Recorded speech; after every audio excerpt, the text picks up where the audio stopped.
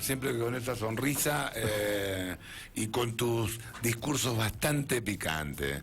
Contanos qué es que se va concluyendo 4 años de estar en la Cámara de Diputados de la provincia. Contanos tu experiencia, qué podés decir. Bueno, la verdad es que para mí es una experiencia nueva, porque yo no venía de la política, no había participado antes nunca en política, entonces encontrarme con un cargo electivo, legislativo, fue todo un aprendizaje, una nueva experiencia que traté de hacer lo mejor posible.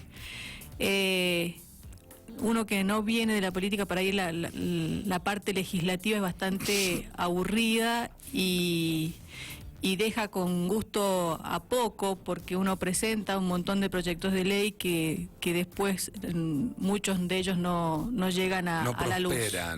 Exactamente. Entonces es como que la parte legislativa es bastante aburrida. Es aburrida. Y por eso es que yo me encargo de hacerla menos aburrida, creando algunos tirando un par de tiros. Aburrida y carísima. ¿Cuánto cuesta a un presupuesto provincial, municipal, que los legislativos serían los concejales, provincial, diputados, provincial y senadores? Cara e ineficiente. No sé si ineficiente, quizás cara, es el 0,7% del presupuesto provincial, la Cámara de Diputados y Senadores. La verdad es que si uno mira el trabajo que se hace, es importante que dentro de la democracia hayan organismos de control del Ejecutivo, porque si no serían totalitarismos donde no habría ningún revisor de lo que hace el Ejecutivo y no habría quien controle esa parte, ¿sí?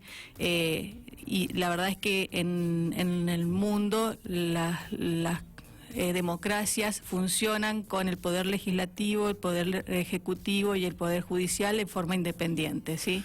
El problema es cuando ese poder legislativo se hace una escribanía del poder ejecutivo y no cumple el rol de control que tiene que cumplir. Eve, ¿las leyes se compran? Se compran leyes, digamos, es decir, diputados que levantan la mano para aprobar una ley o aprobar o no aprobarla y que haya dinero de por medio. La verdad es que no me consta eso, no sé a nivel nacional si eso ha ocurrido en alguna oportunidad, y si ha ocurrido debiera ser denunciado porque no debiera suceder. Víctor. En realidad no puedes, perdonadme con todo respeto, no puedes ignorar que hubo un hecho que conmovió al país, que fue en la época de la Rúa, donde... Pero yo era muy chiquita. Era muy chiquita, pero que pasó, fue escalofriante la sinceridad, el sincericidio del individuo. Pero no voy a hablar de eso, sino que... Primero que te voy a dar la bienvenida, y sé que navegás en aguas procelosas y difíciles, y a veces con pescados que son muy feroces. Con tiburones, sé que lo haces.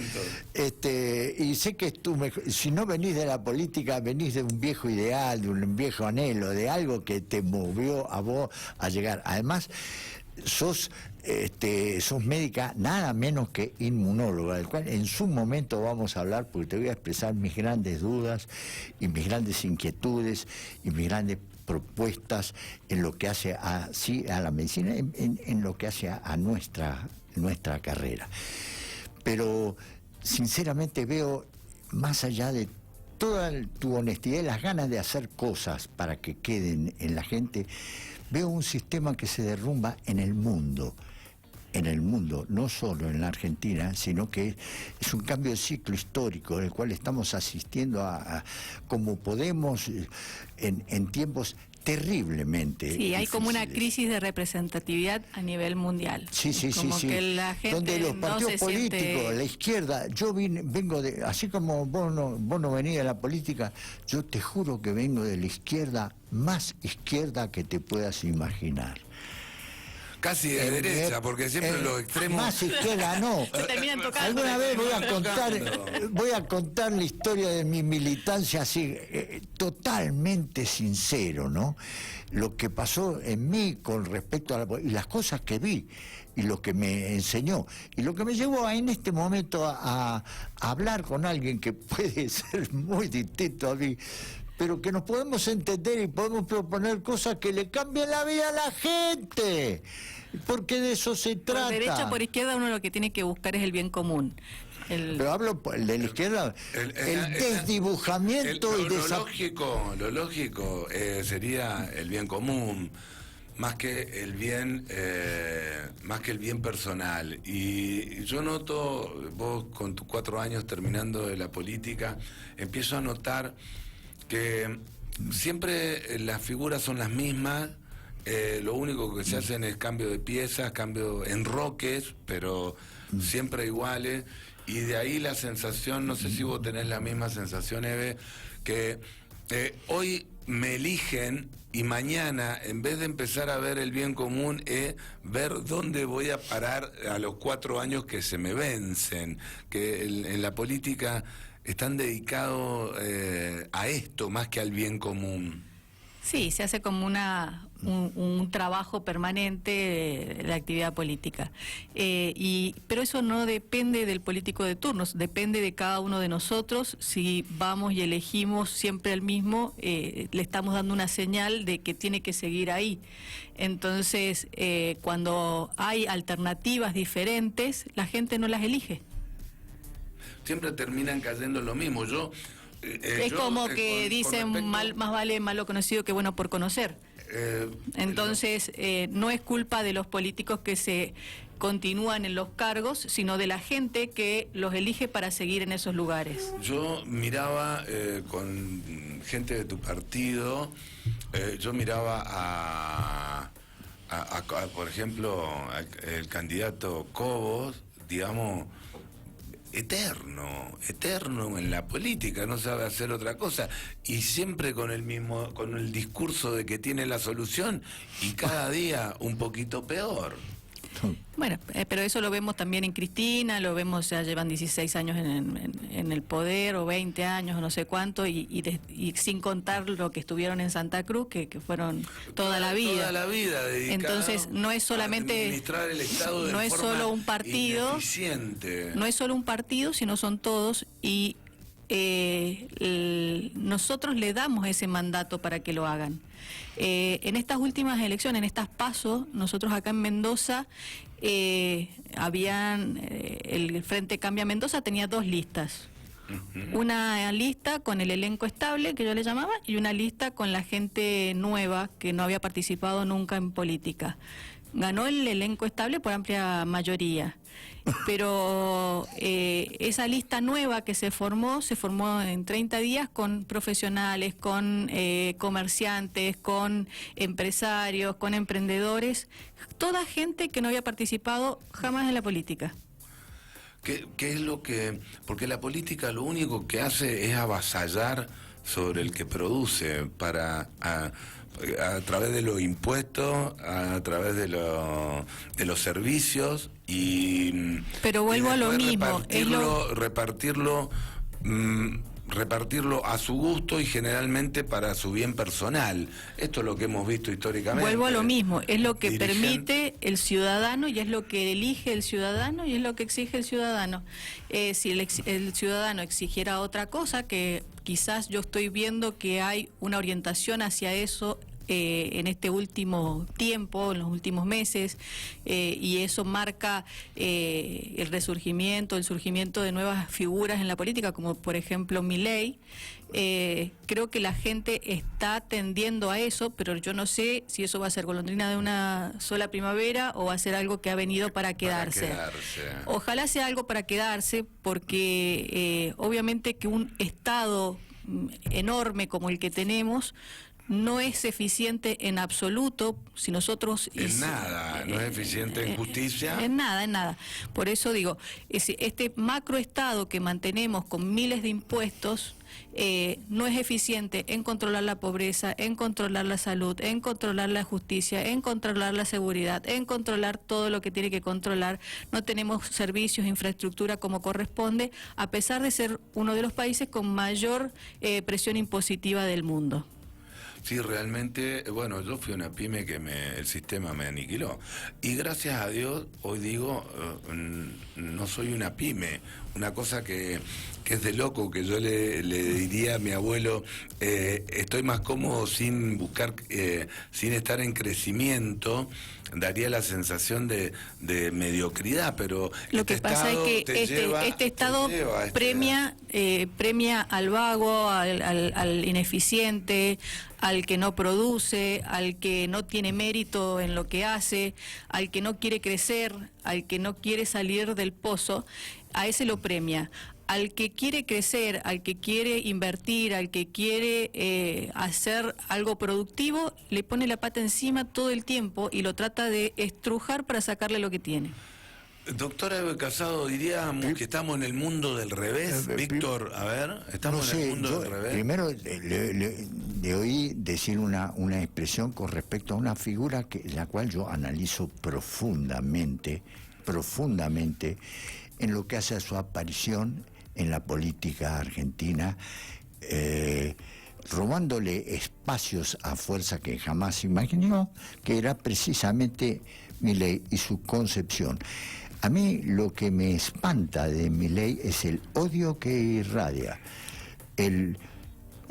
A mí me odia porque me llama zurdos de mierda, sí, odio a los zurdos de mierda. Sí, cualquier cosa despectiva, descalificativa, de mierda, estamos lejos de eso. Trato de entender su voluntad de comunicarse con algunos jóvenes en base a alguna serie de consignas de la libertad, pero al mismo tiempo ignorando, y en esto va también para usted, en lo que hace a que esta sociedad es una sociedad muy injusta. Hay gente que tiene demasiado, que no sabe lo que tiene y tiene mucho. Hay gente que lame los pisos y hurga la basura, y eso es un desequilibrio terrible que ocasiona desastres en todo el planeta. Sí, eso es lo que se está derrumbando en este momento en todo el planeta. Las oportunidades en este país son prácticamente iguales para todos. Lo digo yo, que nací en Cuadro Venegas, en una casa que era de techo de piso de tierra, que no tenía baño instalado, que no tenía agua potable, y que sin embargo pude, gracias al trabajo de mis padres, que solamente tienen 7º grado, ellos pudieron pagarme un estudio universitario. O sea que las oportunidades en este país existen para el que las quiere aprovechar. Para el que tiene ganas. Perdóneme, Eva, pero valoro enormemente su esfuerzo y el esfuerzo de sus padres, pero si no hubiera habido una universidad estatal, es muy probable que usted no hubiera podido estudiar. Sí, y eso, obviamente. La derecha no lo votó acá. Hay mucha desigualdad, es demasiado cara la educación en el mundo, es terriblemente cara, y acá en la Argentina hace mucho tiempo que es estatal y hay posibilidad de estudiar. Sí, pero no, a ver, tenemos que solamente 3 de cada 10 chicos, se reciben del secundario.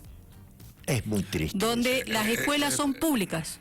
Es penoso. Donde te dan, el aguache, donde te dan el boleto del colectivo, donde te dan todos los libros en la escuela. O sea, ¿qué es lo que está fallando? ¿Qué es lo que está fallando, Eve? Yo creo que falla el sistema político en la forma en que debe exigir a esos padres que el niño tiene que estar en la escuela, no en la calle ni en ningún otro lado.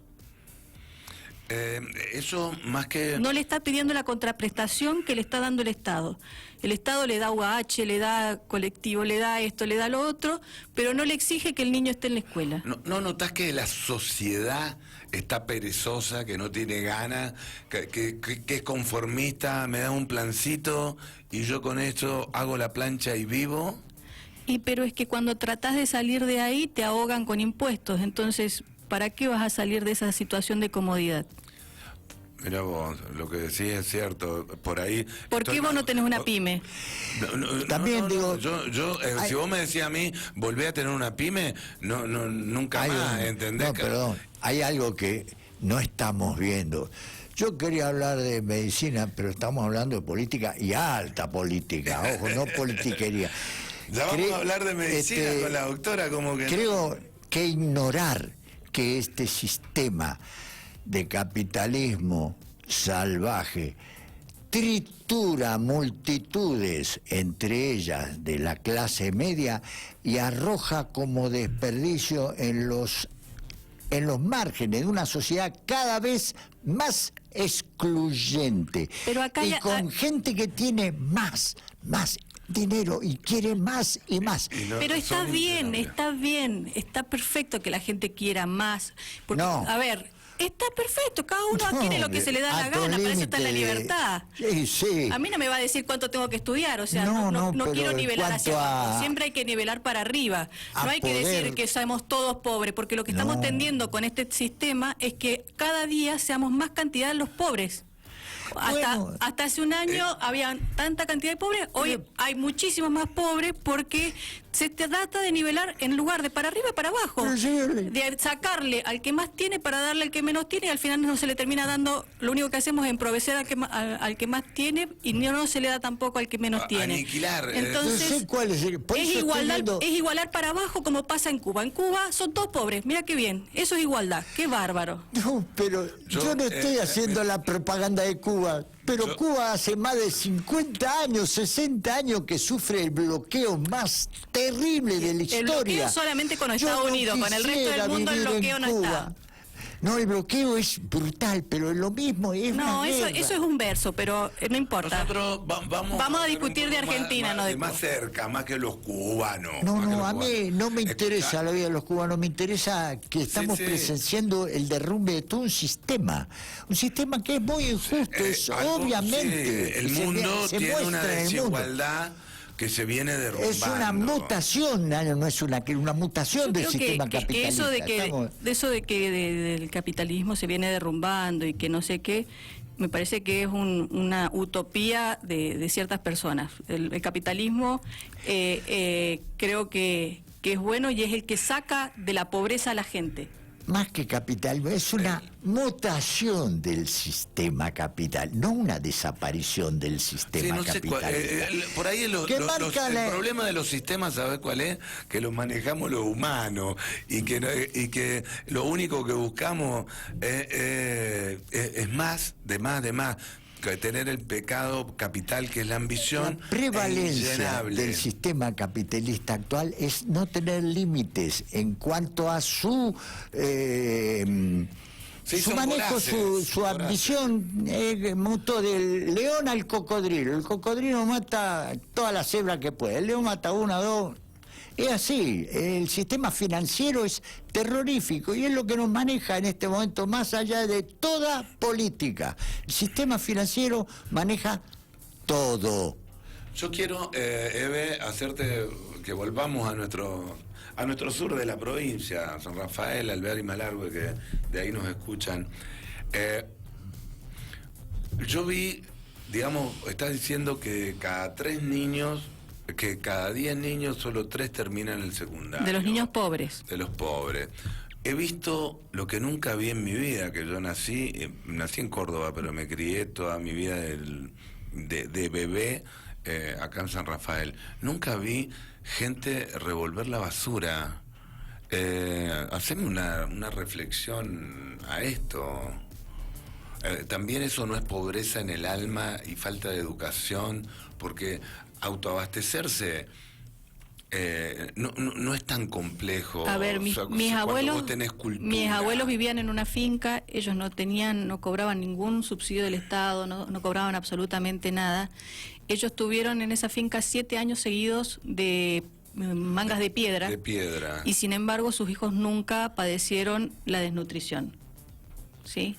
Se se autoabastecían, cambiaban una gallina al vecino por un conejo por un chancho por un no sé qué, plantaban las frutas o las verduras de estación, pero esos niños, que fueran 5 hijos que tuvo mi abuelo, jamás padecieron hambre. Hambre, obviamente, y si vos tenés una vaca lechera, yo viví Eso lo mismo. se perdió, Eve.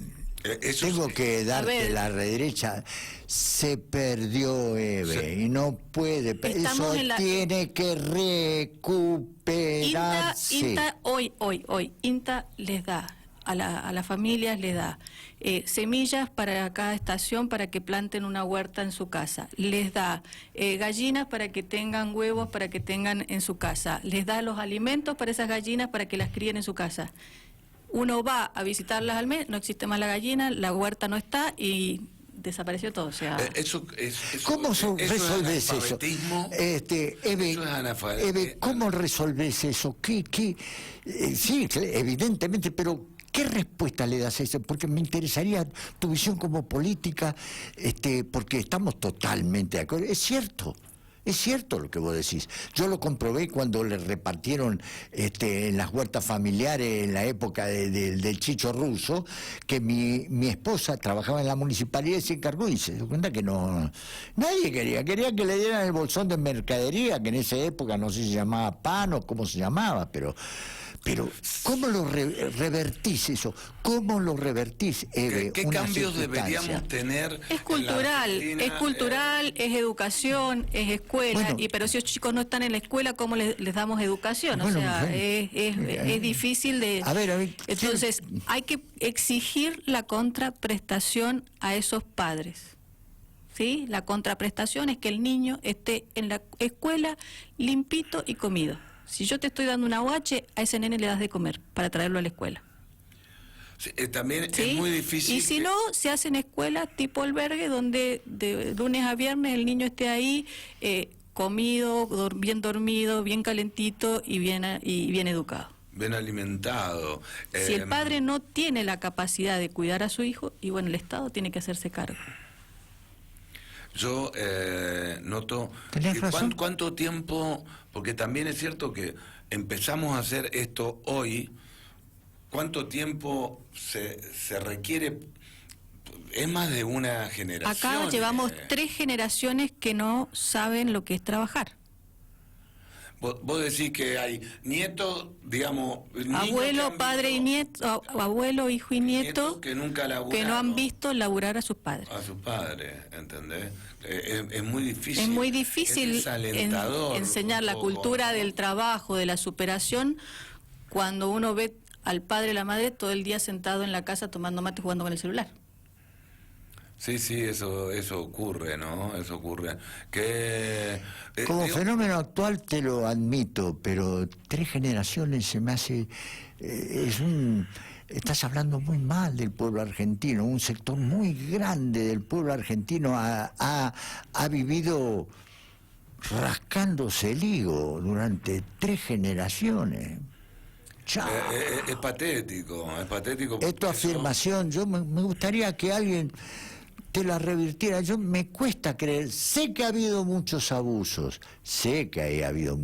pero sé que en todo el mundo existen gente que en este momento tiene que ser subvencionada, porque ves las fotos de las calles de Filadelfia, de San Francisco y de otros lugares y te dan calofrío. Igual yo preferiría estar en una calle de esa. No. Preferí estar, vos decís que preferís lo que está pasando que en el conurbano como fenómeno. Lejos, por lo menos no me van a matar. Por lo menos no te van a carnear. Claro. No, si vos vieras lo que he visto yo. Hablando un poco de eso, que también una de las cosas anotadas para que conversáramos es la inseguridad, el avance, digamos. Primero hablamos de la educación, los números que da nos espantan. Y ahora vamos a hablar de inseguridad, que ya no ya no empieza a haber solo en el conurbano el robo del celular, el robo a mano armada, la entradera.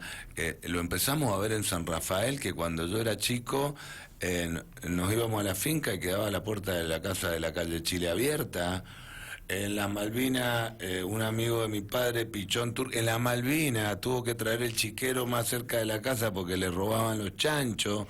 Lo que la inseguridad viene creciendo. Y volvemos ¿cómo ves eso? Volvemos a lo mismo. Este es un país que no hay justicia. No hay justicia. Mientras no haya justicia, no va a haber seguridad, no va a haber educación, no va a haber buena administración a nivel de los ejecutivos nacionales, provinciales y departamentales. Lo que hace falta es justicia. Que si vos te robás así te robés un alfiler o te robés millones de dólares en bolsos, ¿cómo se los chorearon? Que vayas preso, que pagues por eso que estás haciendo, por esa infracción que le estás haciendo a la sociedad. Entonces acá vos tenés que, el año pasado largaron a miles de presos a la calle por miedo a que se agarraran el COVID en las cárceles. Por una cuestión humanitaria, lo dijo antes de ayer el presidente, que él por una cuestión humanitaria liberó todos esos presos. Todos esos presos son la causa del chico Lucas, que falleció en los brazos de los abuelos la semana pasada o hace un par de días porque le robaron la bicicleta y lo apuñalaron, ¿sí? Ese chico, que era un chico pobre, que tenía la perspectiva de querer ser ingeniero a pesar de vivir en un lugar pobre. Él estaba terminando el secundario, el colectivo había dejado de pasar por su barrio porque era muy peligroso y él se iba en bicicleta a la escuela. Por robarle la bicicleta y el celular lo mataron, lo carnearon porque lo dejaron desangrado porque le perforaron la femoral y murió en los brazos de sus abuelos. Y esos presos, esos mismos delincuentes habían sido liberados por un juez garantista que dice que los que están presos son porque no tienen oportunidades. Mentira. En este país sobran las oportunidades, pero sobran los delincuentes también. Sí, hay que tener ganas. Las oportunidades... ¿Qué querés que te diga? Que tenés total, absolutamente razón. Ese caso me traspasó. Pero es muy profundo, es un emergente social, como fenómeno emergente, el de los predadores urbanos, y la sociedad no ha dado una respuesta, y no da la respuesta. Te tengo que hacer una confesión pública y realmente... ¡Qué miedo!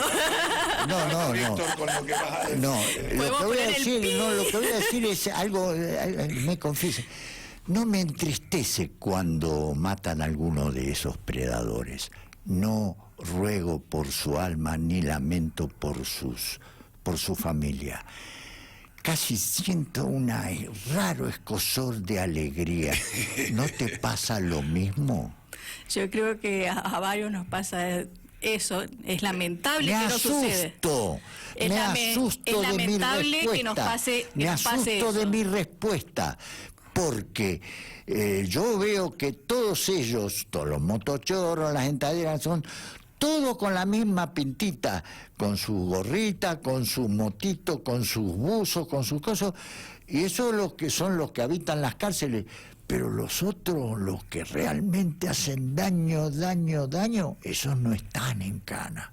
No, pero volvemos a lo mismo. Falta, no es lo mismo, o sea, la justicia tiene que ser ciega y justa. Absolutamente. Entonces, de acuerdo. lo dije desde el principio, es lo mismo el que se roba esto que el que se roba un bolso de dinero y que lo vemos en las cámaras y que pero volviendo... si este va un día, el otro tiene que ir 10 años, ¿sí? Pero tiene que ir, no porque este no pueda pagar un abogado, pague lo que estamos de acuerdo.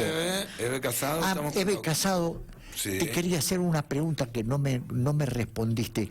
¿Vos estás de acuerdo con mi ley? Yo estoy de acuerdo con lo que dice, no como lo dice. Ajá.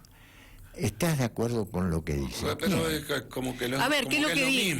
¿Qué es lo que dice? ¿Qué dice él? Que necesitamos un Estado más chico y más eficiente, en eso estoy totalmente de acuerdo, que necesitamos un Estado que cobre menos impuestos y para dejar producir, para estimular la producción, en eso estoy totalmente de acuerdo. No estoy de acuerdo en las formas que él lo dice, ese discurso del odio, de la agresión, la verdad es que no me gusta, pero lo que dice es correcto para mí. Claro. Mira vos, viste, está de acuerdo, Víctor. Bueno, está respondido. la escucho. Ahí tenés tu respuesta. Hemos pasado 2 años, 2 años casi ya de pandemia. Contame cómo lo viste desde como médica, como inmunóloga, que también te toca como especialista y como diputada también, ¿no? Contame, ¿qué análisis podés hacer de esta pandemia, del uso de tapaboca, que sé que te habías presentado un proyecto, de la vacuna? A ver, yo creo que esta pandemia, para los que estudiamos medicina desde hace mucho, nunca habíamos visto, o al menos yo no sé, quizás me pueden desmentir ustedes, que jamás vi que encerraran a los sanos. En ninguna otra pandemia, en ninguna otra epidemia, yo nunca vi que se encerraran a los sanos. Vos decís que bueno, de alguna manera nos tuvieron presos. Esto fue preso. Aunque usted no me lo acepte, pero yo lo veo como un gran experimento de ingeniería social en cuanto a respuesta de las masas a una determinada...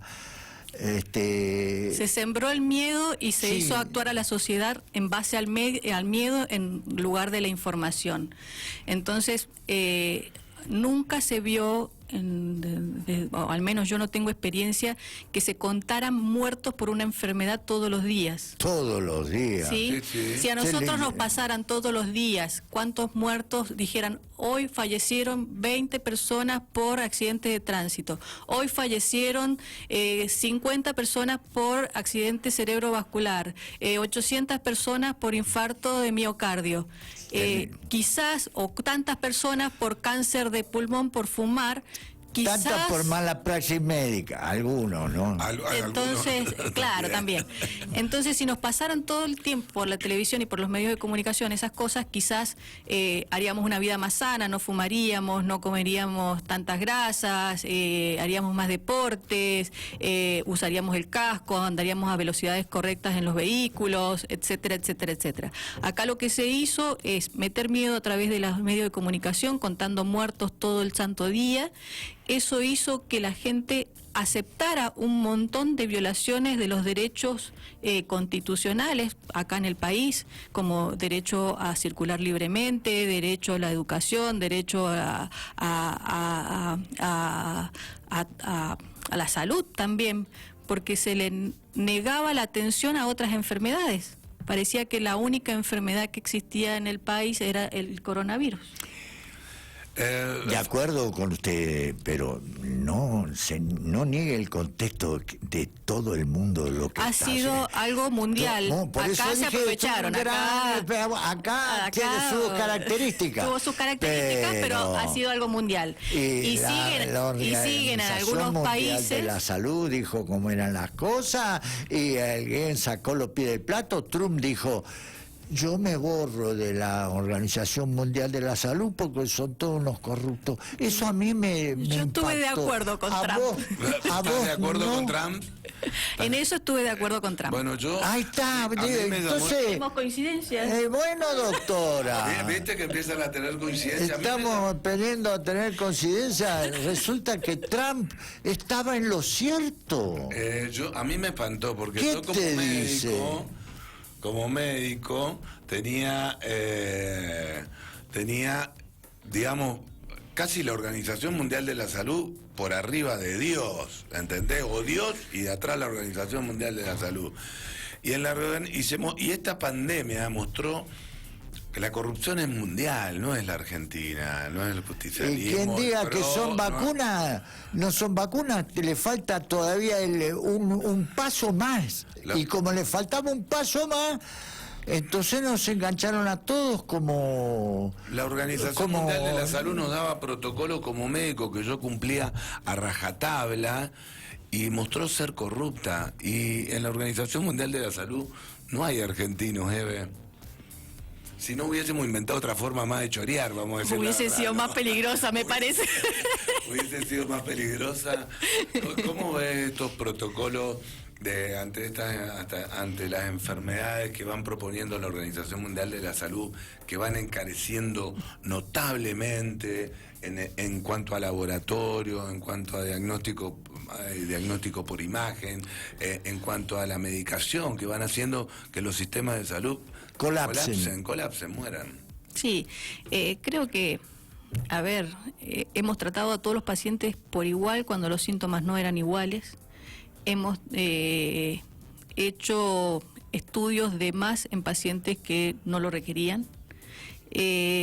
Hemos sobrediagnosticado algo que hubiese pasado como un resfrío común en muchos casos, en otros casos sí tenía la gravedad que ameritaba, pero creo que al meter todo en la misma bolsa nos equivocamos feo en cuanto a los tratamientos y a la forma de abordarlo. Hay muchas personas Se refiere al COVID, ¿no? Sí. Sí, bien. Hablando Sí, la escucho con mucha atención. Creo que no sé por qué, en qué momento cambiaron los libros en la forma de diagnosticar y de tratar las enfermedades virales, que no coincidió con lo que pasó con esta. Obviamente que la gripe también tiene los síntomas que tiene similares al COVID y también mata en la misma proporción. Sí, quizás no era tan contagiosa como esta, pero bueno, creo que el tema era diagnosticar a tiempo y aislar a los que se contagiaban, y no aislar a los que no estaban enfermos y no detectar a los que estaban enfermos. O sea, se hizo todo al revés desde el principio.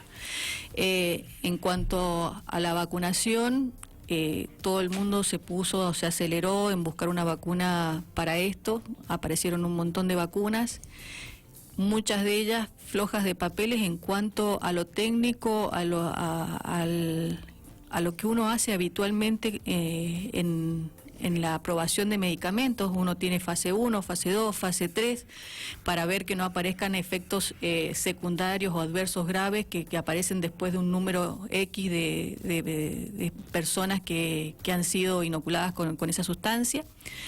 Y a pesar de que cometimos esos errores, los volvemos a cometer, porque ahora...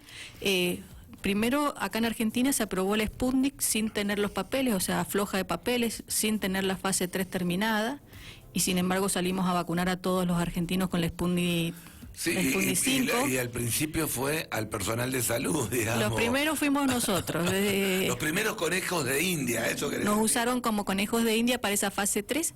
Después... a pesar de ese error que hoy en día todavía no logra las aprobaciones internacionales, esa vacuna, hoy queremos vacunar a los niños menores de 12 años con la Sinopharm sin tener una fase 3 hecha. Puede ser. Entonces, ¿por qué vacunaríamos a niños menores de 12 años cuya infección por el coronavirus no les produce absolutamente ningún síntoma? Ningún síntoma. ¿Cuál es la intención de vacunar un niño? No tengo ni idea. Qué buena pregunta. No tengo ni idea. Yo tampoco la tengo, doctora. La explicación es que compraron 12 millones de vacunas Sinopharm, las tienen ahí de sobra, y dijeron, bueno, vacunemos, fallamos en la vacunación, ahora vacunemos a todos, vacunemos también a los menores de 12. Se están por vencer esas Sinopharm, y bueno, coloquemos ahora a los chicos menores de 12 y de paso hacemos la fase 3 y les servimos a los chinos, no sé. Terrible lo que dices. Miércoles, qué mundo. Hoy empezamos, el tiempo siempre es tirano acá, que lo parió, que hay momentos, 5 segundos, Ojo que 5 minutos no son nada, doctora, pero meté la cabeza bajo el agua 5 minutos. Es un montón. Doctora, primero quiero que sepa que yo no me vacuné, ni me ¿Te voy vacunaste, a vacunar. bebé? No. Yo sí. Yo no me vacuné. Pero ahora en junio no me vacuné, nene. Y estoy en primera línea de batalla, y gloria al Señor y a mis santos predilectos, aquí estoy ante ustedes, mis estimados amiguitos. Enfrente, en línea de batalla, le pedí al Círculo Médico, y va un mensaje para mi querido, ¿cómo se llama el presidente del Círculo Médico?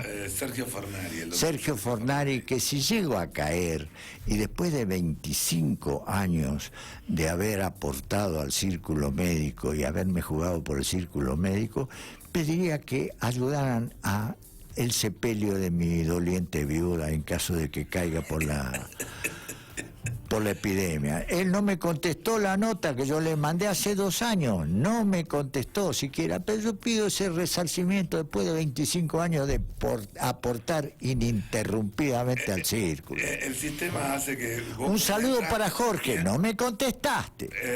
Mientras vos aportás, el sistema es así, mientras vos aportás sos bienvenido, y cuando venía a cosechar sos malvenido. Hay que poner y no hay que sacar, digamos. ¿De qué vive una obra social que teníamos para hablar también con Eve, que el tiempo que la vamos muy útil, muy útil, la escuché con mucha atención, fue muy muy interesante, y ya vamos a tener nuestro encuentro porque la voy a ir a ver.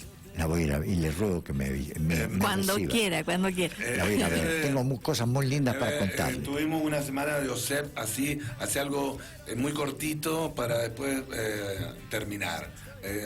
Opinarnos algo sobre OSEP, que estuvo caliente esta semana, una obra social que descuenta un montón, que paga miserias y que mantiene funcionarios con alto... Sí. Y que nos pagan miseria y que mantiene funcionarios con alto sueldo y empleados... Es la historia de todas las obras sociales, en realidad, en Argentina. Todas las obras sociales descuentan puntualmente todos los meses a sus afiliados. OSEP particularmente... el descuento es proporcional al sueldo del empleado y aumenta eso que obtienen a través de las paritarias, del aumento que va recibiendo el empleado. Este año particularmente creo que ha sido conflictivo para todas las obras sociales, en particular las que han seguido prestando servicios. Una de ellas es OSEP, porque hay muchas obras sociales que durante un año no abrieron sus puertas directamente, sus afiliados no sabían dónde golpear, tenían un mail donde nadie les respondía. OSEP siguió funcionando, pero en ese funcionamiento se vio enfrentada al aumento que han tenido los medicamentos en este país, que han llegado algunos medicamentos hasta el 1000%. Hasta el 1000%. ¡Qué detalle! Insostenible. ¡Qué detalle! Es todo un fenómeno. El hiperaumento de los medicamentos y de los medicamentos hipercaros que hacen volcar cualquier producto, como por ejemplo el Lucenti. Ahora sacaron uno más caro, 150.000 pesos la ampolla. Por favor. Los medicamentos son tan caros. Eso sirve. Su eficiencia. A ver, sirve de relativo uso, de relativa utilidad. De lo tecnológico y de lo específico que se están haciendo los tratamientos. Hoy en día, yo que soy inmunóloga, van al hueso del problema. Entonces usted está en la terapia génica. Entonces, no. Entonces, esos tipos de tratamientos son tan específicos, pero son tan caros. Entonces, tenemos tratamientos, por ejemplo, para algunos cánceres en particular, para algunas enfermedades autoinmunes, para esclerosis múltiple, que son millones de pesos por mes. Entonces, cuando una obra social tiene 3 pacientes con ese costo, ese alto costo, no hay forma de sostenerlo. Además, con todo respeto, descreo totalmente de la industria farmacéutica y de los medicamentos hipercaros, con los cuales tenemos mucho que ver el alto nivel de nuestra medicina, de los señores médicos que manejan y Víctor, todo. La medicina tan cara. No, yo lo veo en mi especialidad, la oftalmología. Acá en Argentina. Y es el que mueve la salud. Porque no, que los medicamentos hipercaros son en todo el mundo. No, los medicamentos sí, pero que ganan poco los médicos es acá en Argentina. Nosotros somos los que hacemos dar vuelta la rosca y somos con lo que menos nos quedamos. Una Somos inocentes, Juan Martín, por favor. Sos inocente vos, sos inocente. Es inocente usted, doctora. Yo no soy inocente, pero caí en la cuenta de nuestros múltiples errores y tenemos que ver, hermano, tenemos que ver en todo esto. Esto lo hemos generado, de alguna manera algo tiene que hacer su mea culpa. ¿No le parece, señora periodista? Querido Víctor, lamentablemente redondeada que hemos tenido. Me tengo que ir a buscar a los chicos a la escuela. Una fiesta tenerla acá. Gracias por la presencia, nos hemos sentido muy cómodos y me he sentido muy cómodo y la he comprendido muy bien con una persona que piensa totalmente distinto a lo que pienso yo.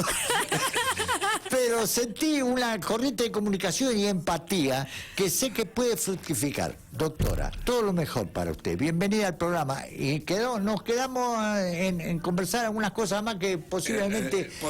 vamos a hablar. Privado sería ahora un término. Sí. Como protocolo es por privado. Me interesan los resultados de esas medicinas hipercaras. No creo en ello. No, yo he visto muy buenos resultados. Redondear nuestra charla, a ver, ¿a dónde querés poner un énfasis? No, bueno, muchas gracias por invitarme. Creo que todos los espacios que son de debate, de discusión y donde puede participar diferentes opiniones es bueno porque uno le tiene que dar al público las diferentes opciones y el público es el que tiene que optar. Es el que tiene que abrir la cabeza, tiene que pensar, tiene que ver cuál es la opción que más se adecúa a su forma de vivir, su forma de ser. Es así, porque informame y déjame que yo opte. Vicky, querida, venimos de una semana que el otro viernes nos hicimos la rata. Sí. Hubo faltazo ahí. Lo único malo de este fin de semana largo es que debería ser más seguido. Deberíamos tener viernes. Ahí salió el argentino. Viernes, sábado y domingo más seguido. Yo por el turismo. Por el turismo. Bien ahí. Agradecerte que nos guíes y bueno, decirle a la gente que miércoles...